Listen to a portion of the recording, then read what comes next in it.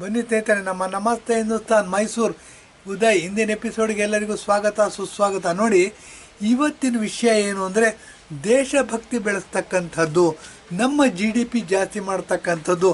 ನಾವೇನು ಹೊರಗಡೆ ಖರ್ಚು ಮಾಡ್ತೀವಿ, ನಮ್ಮ ದೇಶನೇ ಅತ್ಯಂತ ಸುಂದರ. ಸೊ ನೀವು ನಮ್ಮ ದೇಶನೇ ಸುತ್ತೋಡಿರಿ. ಸಿನಿಮಾ ತೆಗಿಯೋರೆಲ್ಲ ಬೇರೆ ದೇಶಕ್ಕೆ ಹೋಗ್ತಾರೆ, ನಮ್ಮ ದುಡ್ಡೆಲ್ಲ ಬೇರೆ ದೇಶಕ್ಕೆ ಹೋಗುತ್ತೆ.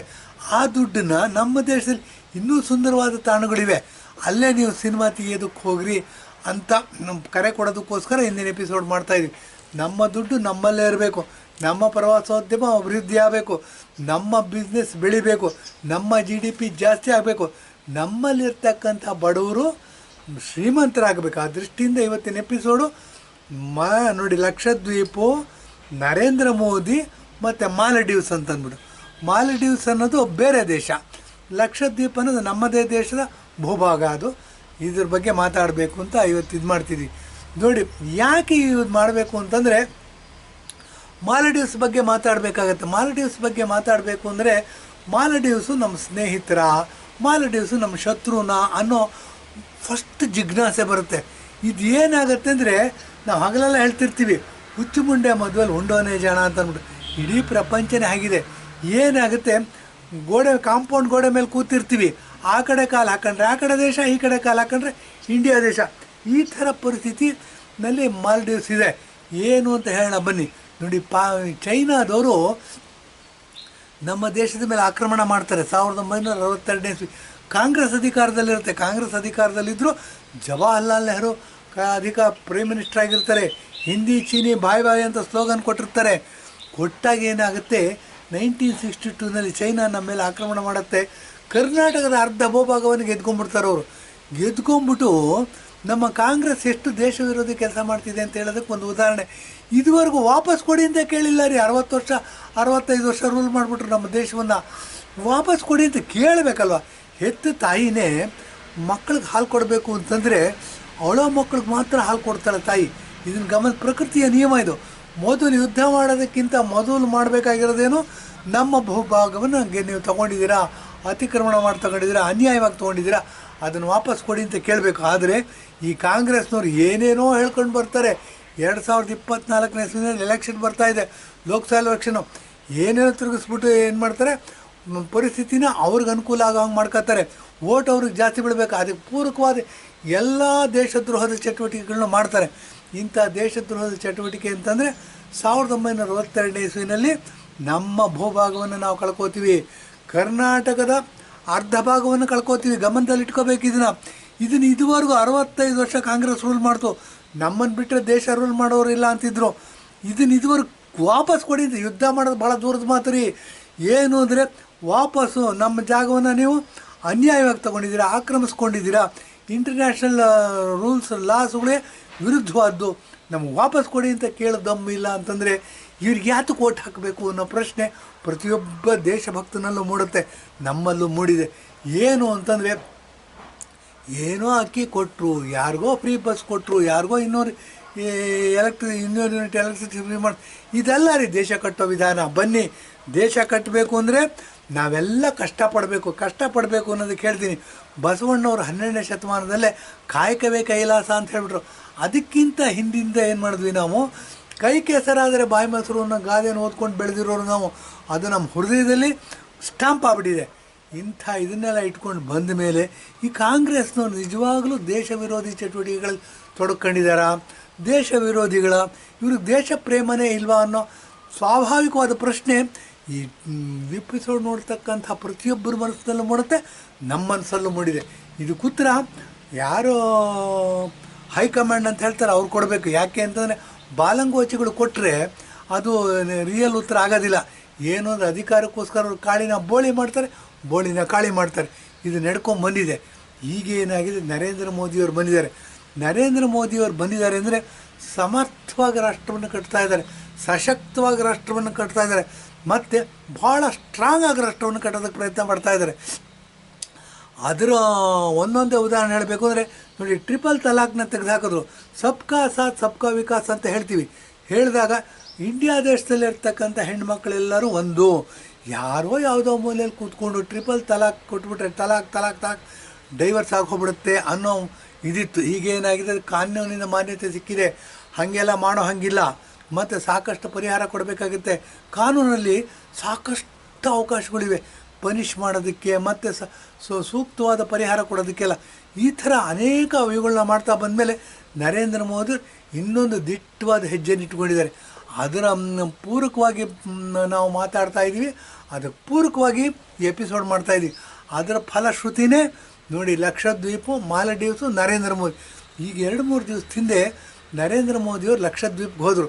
ನಾವೆಲ್ಲ ಟಿ ವಿನಲ್ಲಿ ನೋಡಿದ್ದೀವಿ. ಸ್ಕೂಬಾ ಡೈವಿಂಗ್ ಅಂತಾರೆ. ಸ್ಕೂಬಾ ಡೈವಿಂಗ್ ಅಂದರೆ ಜಾಕೆಟ್ಗಳಿರುತ್ತೆ, ಮುಖಕ್ಕೆ ಒಂದು ಮಾಸ್ಕ್ ಇರುತ್ತೆ, ಅದರಲ್ಲಿ ಕಣ್ಣು ಕಾಣುತ್ತೆ ಮೀನುಗಳು ಓಡಾಡೋದು, ಮೊಸಳೆಗಳು ಓಡಾಡೋದು, ಏನೇನೋ ಸಮುದ್ರದಲ್ಲಿ ಅನೇಕ ಥರ ಪ್ರಾಣಿಗಳಿವೆ, ಅವೆಲ್ಲ ಓಡಾಡೋದು ಕಾಣುತ್ತೆ. ಅದು ನೋಡ್ಬೋದು, ಫೋಟೋ ತೆಗಿಬೋದು, ಎಲ್ಲ ಮಾಡ್ಬೋದು. ಅದನ್ನು ಹಾಕ್ಕೊಂಡು ಇಬ್ಬರ ಜೊತೆ ಅವರು ಸಮುದ್ರದೊಳಗೆ ಇಳಿತಾರೆ. ಇಳಿದ್ಬಿಟ್ಟು ಏನು ಮಾಡ್ತಾರೆ, ಒಂದು ಸ್ಟೇಟ್ಮೆಂಟ್ ಕೊಡ್ತಾರೆ ಅವರು. ನೀವು ಟೂರಿಸ್ಟ್ ಪ್ಲೇಸ್ ಲಕ್ಷದ್ವೀಪ, ಇನ್ನು ಸಮುದ್ರದಲ್ಲಿ ಹೋಗಬೇಕು, ಸಮುದ್ರ ದಂಡೆಯಲ್ಲಿ ಓಡಾಡಬೇಕು ಅಂದರೆ ನರೇಂದ್ರ ಮೋದಿಯವರು ಸಮುದ್ರ ದಂಡೆಯಲ್ಲಿ ಕೂತ್ಕೊಂಡು ಆರಾಮಾಗಿ ಕೂತಿರೋ ಚಿತ್ರವನ್ನು ನಾವು ಟಿ ವಿನಲ್ಲೆಲ್ಲ ನೋಡಿದ್ದೀವಿ, ಡಿಜಿಟಲ್ ಪ್ಲಾಟ್ಫಾರ್ಮ್ಗಳೆಲ್ಲ ನೋಡಿದ್ದೀವಿ. ಇದೇನಾಗಿದೆ, ಅವ್ರನ್ನ ಸ್ಟೇಟ್ಮೆಂಟ್ ಕೊಟ್ಟು ಏನು ಅಂತಂದರೆ, ನಮ್ಮ ದೇಶವೇ ಇಷ್ಟು ಸುಂದರವಾಗಿದೆ, ನೀವು ಯಾರು ಸಿನಿಮಾ ತೆಗಿಬೇಕು ಅಂತೀರಾ, ಸಿನಿಮಾ ಬಹುದೊಡ್ಡ ಇದು ಇಂಡಸ್ಟ್ರಿ ನಮ್ಮ ದೇಶದಲ್ಲಿ, ಯಾರು ಸಿನಿಮಾ ತೆಗಿಯೋದಕ್ಕೆ ಹೋಗ್ತೀರಾ ಅವರೆಲ್ಲ ಬನ್ನಿ, ನಮ್ಮ ದೇಶದಲ್ಲಿ ಇಷ್ಟು ಸಂಪತ್ತು ಭರಿತವಾಗಿರ್ತಕ್ಕಂಥ ಜಾಗ ಇದೆ, ಇಷ್ಟು ಸುಂದರವಾಗಿರ್ತಕ್ಕಂಥ ಜಾಗ ಇದೆ, ನೀವು ಸಿನಿಮಾನ ಇಲ್ಲೇ ತೆಗೀರಿ, ನಮ್ಮ ದೇಶದ ದುಡ್ಡು ನಮ್ಮಲ್ಲೇ ಇರುತ್ತೆ, ನಮ್ಮ ದೇಶದಲ್ಲಿ ಯಾರು ಬಡವರಿದ್ದಾರೆ ಅವ್ರು ಶ್ರೀಮಂತರಾಗ್ತಾರೆ ಅನ್ನೋ ದೃಷ್ಟಿಯಿಂದ ಅವರು ಮಾತು ಹೇಳಿದ್ರು. ಇದೇನಾಯಿತು ನೋಡಿ, ಯಾರಿಗೆ ಚುಚ್ಚಬೇಕು ಅವ್ರಿಗೆ ಚುತ್ತು. ಮಾಲಡೀವ್ಸಲ್ಲಿ ಏನಾಯಿತು, ಚುಚ್ಚಿತು. ಎಲ್ಲರೂ ಮಾಲಡೀವ್ಸ್ ಮಾಲೆಗೆ ಹೋಗ್ತಾಯಿದ್ರು ಸಿನಿಮಾ ತೆಗಿಯೋದಕ್ಕೆ, ಇದಕ್ಕೆ ಸುಂದರವಾಗಿದೆ ಅಂತ ಅಂದ್ಬಿಟ್ಟು.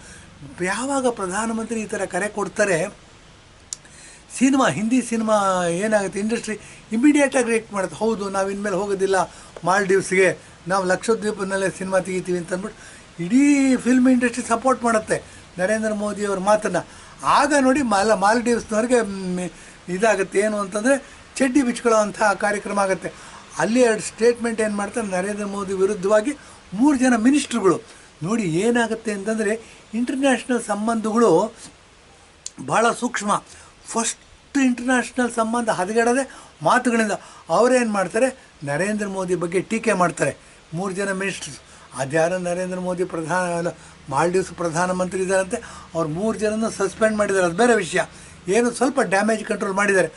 ಆದರೆ ನಾವು ನಮ್ಮ ದೇಶದ ಜನ ತಿಳ್ಕೊಬೇಕಾಗಿರೋದು ಏನು ಅಂತಂದರೆ, ನಮ್ಮ ದೇಶದ ದುಡ್ಡು ನಮ್ಮಲ್ಲೇ ಇರಬೇಕು, ನಮ್ಮ ದೇಶದಲ್ಲಿರ್ತಕ್ಕಂಥವ್ರಿಗೆ ಉದ್ಯೋಗಾವಕಾಶಗಳು ಸೃಷ್ಟಿಯಾಗಬೇಕು, ನಮ್ಮ ದೇಶದಲ್ಲಿರ್ತಕ್ಕಂಥ ಬಡವರು ಶ್ರೀಮಂತರಾಗಬೇಕು, ನಮ್ಮ ದೇಶ ಅಭಿವೃದ್ಧಿ ಹೊಂದಬೇಕು, ನಮ್ಮ GDP ಜಾಸ್ತಿ ಆಗಬೇಕು ಅಂತ ಅಭಿಪ್ರಾಯ ಪಡೆಯೋದ್ರಲ್ಲಿ, ಅದಕ್ಕೆ ಪೂರಕವಾದ ಪ್ರಯತ್ನ ಪಡೋದ್ರಲ್ಲಿ ಏನಾದರೂ ತಪ್ಪಿದೆಯಾ ಅನ್ನೋ ಪ್ರಶ್ನೆ ಉದ್ಭವಿಸಿದ್ರೆ ಖಂಡಿತ ಪ್ರತಿಯೊಬ್ಬರು ಉತ್ತರ ಹೇಳಬೇಕಾಗುತ್ತೆ, ನರೇಂದ್ರ ಮೋದಿ ಮಾಡಿರೋದು 100% ರೈಟ್ ಅಂತಂದ್ಬಿಟ್ಟು.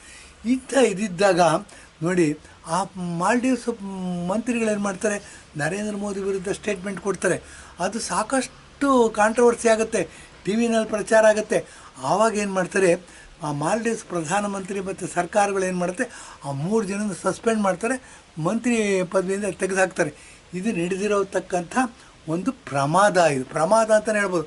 ಆದರೆ ನರೇಂದ್ರ ಮೋದಿಯವರು ಮಾಡಿರ್ತಕ್ಕಂಥ ಕೆಲಸ, ನರೇಂದ್ರ ಮೋದಿಯವರು ಕೊಟ್ಟಿರ್ತಕ್ಕಂಥ ಕರೆ, ಇದು ನಾವು ದೇಶಭಕ್ತರಾಗಿ ನಮ್ಮ ಇಂಡಿಯಾ ದೇಶದ ಜನ ಏನಾದರೂ ಇದ್ರ ಬಗ್ಗೆ ನಾವು ನಮ್ಮ ಒಪಿನಿಯನ್ ಕೊಡಬೇಕು ಅಂತಂದರೆ, ನಮ್ಮ ಒಪಿನಿಯನ್ ಖಂಡಿತವಾಗಿ ನರೇಂದ್ರ ಮೋದಿ ಮಾಡಿರೋದು ದೇಶಭಕ್ತ ಪ್ರಧಾನಮಂತ್ರಿ. ಯಾರೇ ದೇಶಭಕ್ತ ಪ್ರಧಾನಮಂತ್ರಿ ಆದರೂ ಇದೇ ಕೆಲಸ ಮಾಡ್ತಾರೆ. ನಮ್ಮ ದೇಶದ ದುಡ್ಡು ನಮ್ಮ ದೇಶದಲ್ಲೇ ಇರಬೇಕು, ನಮ್ಮ ದೇಶ ಅಭಿವೃದ್ಧಿ ಹೊಂದಬೇಕು, ನಮ್ಮ ದೇಶದಲ್ಲಿರ್ತಕ್ಕಂಥವ್ರು ಶ್ರೀಮಂತರಾಗಬೇಕು. ಆ ದೃಷ್ಟಿಯಿಂದ ನರೇಂದ್ರ ಮೋದಿಯವರು ಮಾಡಿರ್ತಕ್ಕಂಥ ಕೆಲಸ ಬಹಳ ಒಳ್ಳೆಯದು. ಲಕ್ಷದ್ವೀಪ ಏನಿದೆ, ಬನ್ನಿ ಇದ್ರ ಬಗ್ಗೆನೂ ಮಾತಾಡಬೇಕು. ನೋಡಿ, ತಿರುವನಂತಪುರ ಕೇರಳದ ರಾಜಧಾನಿ. ಕೇರಳ ಎಲ್ಲಿದೆ ಅಂತಂದರೆ ದಕ್ಷಿಣ ಮತ್ತು ಪಶ್ಚಿಮ ಭಾಗದ ಭಾರತದಲ್ಲಿದೆ, ಇಂಡಿಯಾ ದೇಶದ ಕೆಳಭಾಗದಲ್ಲಿದೆ. ಕೊಚ್ಚಿನಿಂದ ಅಲ್ಲಿ ನಾವು ಬೋಟಲ್ಲಿ ಹೋಗ್ಬೋದು, ಹಡಗಲ್ಲಿ ಹೋಗ್ಬೋದು, ಫೆರಿಗಳಲ್ಲಿ ಹೋಗ್ಬೋದು, ಮತ್ತು ವಿಮಾನವೂ ಇದೆ. ಲಕ್ಷದ್ವೀಪಕ್ಕೆ ಹೋಗಬೇಕು ಅಂತಂದರೆ 1 ಗಂಟೆ ಅದಕ್ಕಿಂತ ಕಡಿಮೆ ಸಮಯ ಸಾಕು, ನಾವು ಲಕ್ಷದ್ವೀಪಕ್ಕೆ ಹೋಗ್ಬರ್ಬೋದು. ಲಕ್ಷದ್ವೀಪ ನಮ್ಮ ಇಂಡಿಯಾ ದೇಶದ ಅಧೀನದಲ್ಲಿರ್ತಕ್ಕಂಥ ಒಂದು ದ್ವೀಪ. ಇದೇ ರೀತಿ ಅಲ್ಲಿಂದ ಮುಂದಕ್ಕೆ ಹೋದರೆ ಅಂದರೆ ದಕ್ಷಿಣ ಮತ್ತು ಪಶ್ಚಿಮದ ಮಧ್ಯೆ ಮುಂದಕ್ಕೆ ಹೋದರೆ ನಮಗೆ ಮಾಲ್ಡೀವ್ಸ್ ಸಿಗುತ್ತೆ. ಸುಮಾರು 7 ಗಂಟೆ ಪ್ರಯಾಣ ಮಾಡಬೇಕು, 6.5 ಗಂಟೆ 7 ಗಂಟೆ ಪ್ರಯಾಣ ಮಾಡಬೇಕು. ಇಷ್ಟು ದೂರ ಪ್ರಯಾಣ ಮಾಡಿ ನಮ್ಮ ದುಡ್ಡನ್ನ ಅವ್ರು ಕೊಟ್ಟು ನಮ್ಮ ವಿರೋಧಿಗಳನ್ನ ಬೆಳೆಸೋದ್ರಲ್ಲಿ ಏನಾದರೂ ಅರ್ಥ ಇದೆಯಾ ಅಂತಂದರೆ ಬನ್ನಿ, ನಾವು ಇದನ್ನೆಲ್ಲ ಬಾಯ್ಕಾಟ್ ಮಾಡಬೇಕಾಗಿರ್ತಕ್ಕಂಥ ಒಂದು ಸುಸಂದರ್ಭ ಬಂದಿದೆ. ಮಾಲ್ಡೀವ್ಸ್ ಏನು ಅಂತಂದರೆ ನೋಡಿ, ಚೈನಾದವರು ನಮ್ಮ ಮೇಲೆ ಆಕ್ರಮಣ ಮಾಡಿದ್ರು. 62ನೇ ಇಸ್ವಿನಲ್ಲಿ ಅರ್ಧ ಕರ್ನಾಟಕದ ಭೂಭಾಗವನ್ನು ಗೆದ್ಕೊಂಡ್ರು ಅಂತ ಹೇಳಿದೆ. ಅವ್ರೇನು ಮಾಡ್ತಾರೆ, ಆಕ್ರಮಣಕಾರಿಗಳು. ನಾವು ನೋಡ್ತೀವಿ, ಹಿಸ್ಟ್ರಿ ನೋಡ್ತಾ ಬಂದ್ರೆ ಹಂಪೆ ಬಗ್ಗೆ ಹೇಳಬೇಕು, ಕೃಷ್ಣದೇವರಾಯನ ಬಗ್ಗೆ ಹೇಳಬೇಕು. ಹುಯೆನ್ ಬಂದಿದ್ದಂತೆ, ಅವನು ಇಲ್ಲೆಲ್ಲ ಪ್ರವಾಸ ಮಾಡಿದಂತೆ. ಆತ ಇಲ್ಲಿ ಮುತ್ತು ರತ್ನಗಳನ್ನ ರೋಡಲ್ಲಿ ಕೂತ್ಕೊಂಡು ಅಳತೆ ಮಾಡಿಕೊಡ್ತಿದ್ರಂತೆ ಅಂತ ಬರೆದಿದ್ದಾನೆ.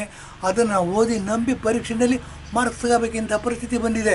ನಾನು ಹಿಂದಿನ ಎಪಿಸೋಡಲ್ಲಿ ಹೇಳಿದ್ದೀನಿ, ನಮಗೆ ಮಗು ಹುಟ್ಟಿತು, ಸಂಸಾರ ಮಾಡ್ತಾ ಇರಬೇಕಾದ್ರೆ ಮಗು ಹುಟ್ಟಿತು, ಮಕ್ಕಳು ಹುಟ್ಟಿತು ಅಂತಂದರೆ ಅವ್ರಿಗೆ ನಾವು ಹೆಸರಿಡಬೇಕು ರೀ. ಯಾರೋ ಹುಯೆನ್ ಹೆಸರಿಟ್ಟ ಅದನ್ನು ನಂಬೋತಕ್ಕಂಥ ಮುಟ್ಟಾಡ್ರು ನಮ್ಮ ಥರದವ್ರು ಇರೋದಿಲ್ಲ.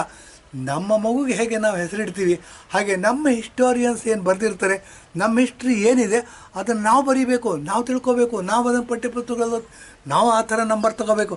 ಇಂಥ ಪರಿಸ್ಥಿತಿನೆಲ್ಲ ಸರ್ವನಾಶ ಮಾಡಿದ್ದು ಈ ಕಾಂಗ್ರೆಸ್ ಸರ್ಕಾರಗಳು. ಅದರಲ್ಲೂ ನೋಡಿ, ಜವಾಹರ್ಲಾಲ್ ಪ್ರಪ್ರಥಮ ಪ್ರಧಾನಮಂತ್ರಿ, ಅವರು ಮುಸ್ಲಿಂ ಅಂತೆ. ಈಗ ನೋಡಿ, ಸೋಷಿಯಲ್ ಮೀಡಿಯಾ ಮತ್ತು ಡಿಜಿಟಲ್ ಪ್ಲಾಟ್ಫಾರ್ಮ್ಗಳಲ್ಲಿ ಸಾಕಷ್ಟು ಪ್ರಚಾರ ಆಗ್ತಾಯಿದೆ. ನೆಹರು ಮುಸಲ್ಮಾನ್ನಂತೆ, ಆತ ಕಾಶ್ಮೀರಿ ಪಂಡಿತ ಅಂತ ಹೆಸರಿಟ್ಕೊಂಡು 17 ವರ್ಷ ಪ್ರಧಾನಮಂತ್ರಿ ಆಗ್ಬಿಡ್ತಾನೆ. ಅದಾದ ನಂತರ ಇಂದಿರಾ ಗಾಂಧಿ ಪ್ರಧಾನಮಂತ್ರಿ ಆಗ್ತಾರೆ, ಅದಾದ ನಂತರ ರಾಜೀವ್ ಗಾಂಧಿ ಪ್ರಧಾನಮಂತ್ರಿ ಆಗ್ತಾನೆ. ಅದಾದ ನಂತರ ನೋಡಿ ಏನಾಗಿದೆ, ಸ್ವಲ್ಪ ಡೈಲ್ಯೂಟ್ ಆಗಿದೆ. ಏನು ಅಂದರೆ, ಸೋನಿಯಾ ಗಾಂಧಿ ಸೊಸೆ, ರಾಜೀವ್ ಗಾಂಧಿ ಹೆಂಡತಿ, ಆಕೆ ರಿಮೋಟ್ ಕಂಟ್ರೋಲ್ ಮುಖಾಂತರ ನಮ್ಮ ದೇಶವನ್ನು ಆಳ್ತಾ ಇದ್ಲು. ಈಗೇನಾಗಿದೆ, ಒಬ್ಬ ದೇಶಭಕ್ತ ಪ್ರಧಾನಮಂತ್ರಿ ಅತ್ಯಂತ ಕೆಳವರ್ಗದಿಂದ ಬಂದಿದ್ದಾನೆ. ಆತ ದೇಶಭಕ್ತ, ಆತ ದೇಶವನ್ನು ಮುನ್ನಡೆಸೋದಕ್ಕೆ ಏನೇನು ಬೇಕು ಅದೆಲ್ಲ ಮಾಡ್ತಾಯಿದ್ದಾರೆ, ಪ್ರಾಮಾಣಿಕವಾದ ಪ್ರಯತ್ನ ಮಾಡ್ತಾಯಿದ್ದಾರೆ. ಇಂಥವ್ರನ್ನ ಸಪೋರ್ಟ್ ಮಾಡಬೇಕಾಗಿರೋದು. 2024ನೇ ಇಸ್ವಿನಲ್ಲಿ ಎಲೆಕ್ಷನ್ ಬರ್ತಾಯಿದೆ, ಲೋಕಸಭಾ ಎಲೆಕ್ಷನು. ನೋಡಿ, 2014ರಲ್ಲಿ 282 ಸೀಟ್ ತಗೊಂಡು ಗೆದ್ದರು ಬಿ ಜೆ ಪಿನವರು. ಅದೇ 2019ರಲ್ಲಿ 300 ಸೀಟ್ ತಗೊಂಡು ಗೆದ್ದರು. ಬನ್ನಿ, ಇಷ್ಟು ಸಾಲದಿದು, ಇದೇನು ಸಾಲದು. ಈ ಸರ್ತಿ ಬರೀ ಬಿ ಜೆ ಪಿನೇ ಲೋಕಸಭಾ ಎಲೆಕ್ಷನ್ 350 ಸೀಟ್ ತಗೋಬೇಕು, ಆ ಥರ ಪ್ರಯತ್ನ ಮಾಡೋಣ. ಆವಾಗ ನಾವು ದೇಶಭಕ್ತರು ಅಂತ ಪ್ರೂವ್ ಮಾಡೋದಕ್ಕೆ ಒಂದು ಸುವರ್ಣಾವಕಾಶ ಸಿಕ್ಕಿದೆ. ಇದರ ಸದುಪಯೋಗ ಪಡ್ಕೊಳ್ಳೋಣ ಅಂತ ಹೇಳ್ಬಿಟ್ಟು ಇಂದಿನ ಎಪಿಸೋಡ್ ಮುಗಿಸ್ತಾ ಇದ್ದೀನಿ. ಧನ್ಯವಾದ, ನಮಸ್ಕಾರ.